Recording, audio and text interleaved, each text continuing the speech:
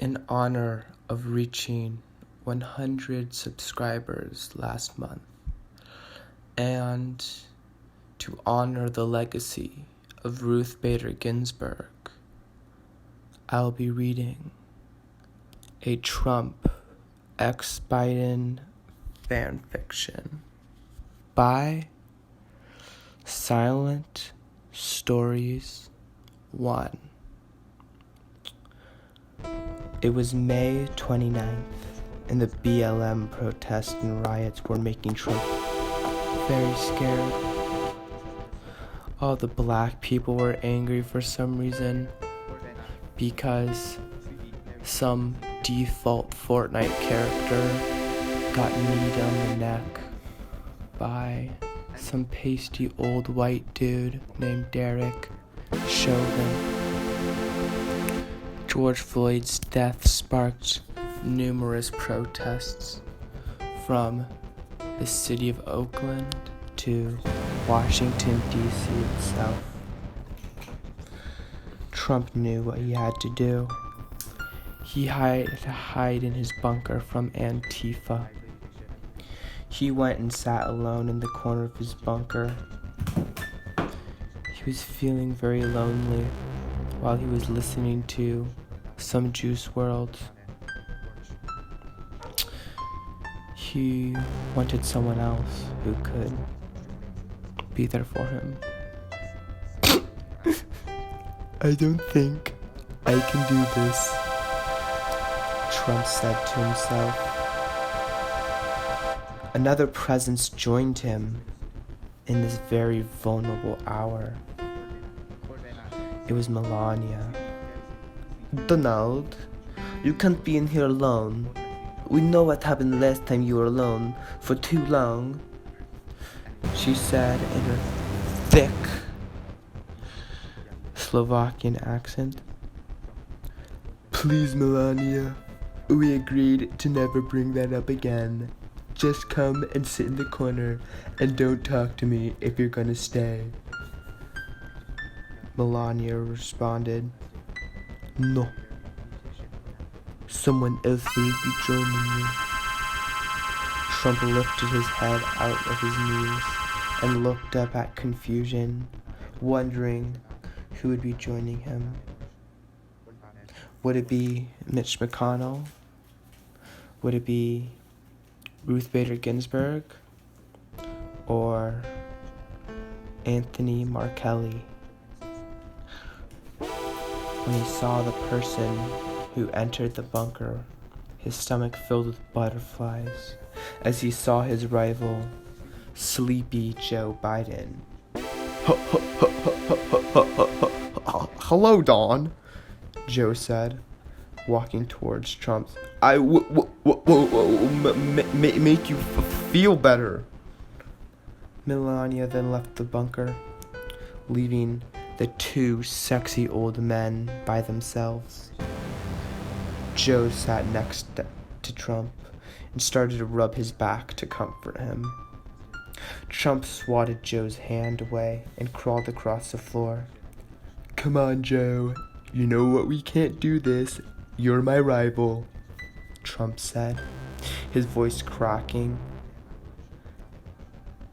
But the best part is, Joe said, beginning to unbutton his shirt. Jeepers, awooga, awooga. Trump ogled at Biden's amazing 81-year-old body. Joe leaned in for a kiss. Their lips smashed against each other, and Joe used his incredible strength to pin Trump onto the floor.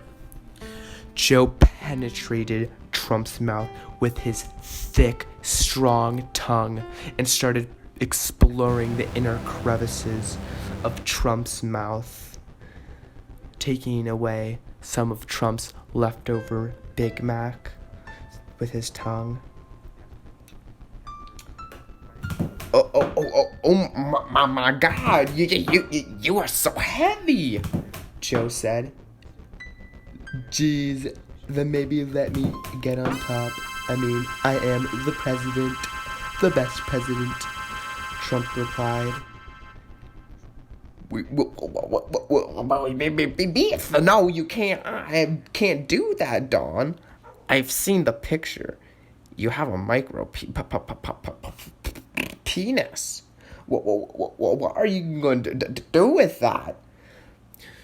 Sleepy Joe spat it out, degrading Trump. But Trump enjoyed the degradation. He enjoyed it a lot.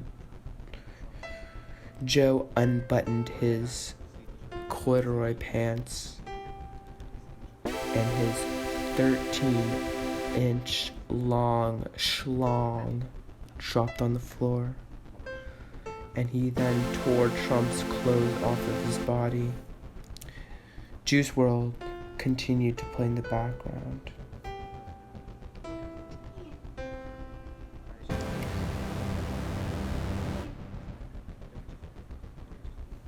You want so much from me, but I can only fuck you. Joe flipped Donald onto his stomach, and Trump's face was being pressed against the cold floor of the bunker. Joe couldn't make eye contact with Trump. Instead, Joe was thinking of a nice 13-year-old girl to give a uncomfortable back massage with, and that really turned him on.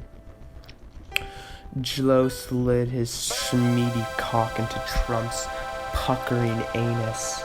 Looked a little like Silento's. Trump moaned, "Harder, Daddy." And Joe replied with, Shut the fuck up. I don't like distractions.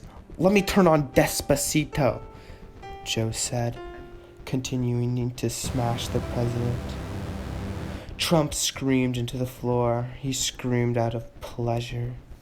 You better shut the fuck up before I tell all of your homophobic supporters what we're doing.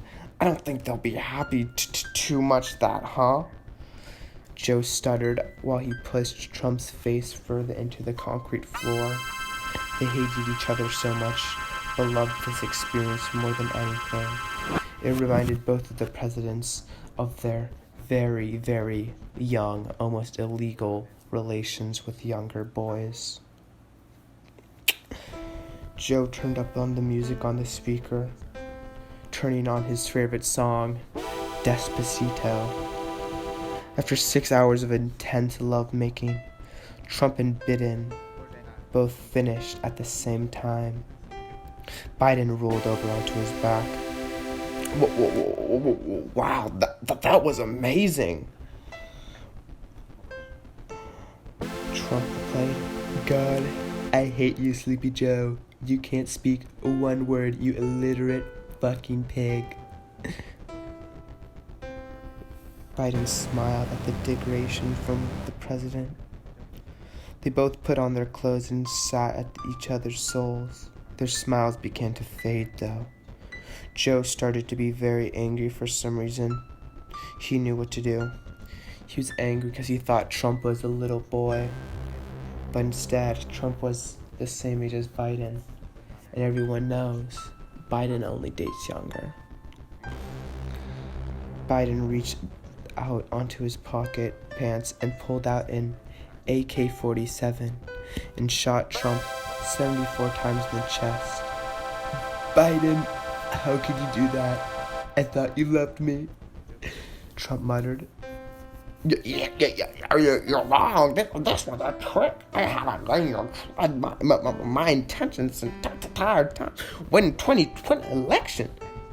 Joe got on his knees and kissed Trump on his forehead while he died. "I still love you," Trump whispered as his final words. "I'll always love you too," Biden said, the first time he didn't stutter while talking.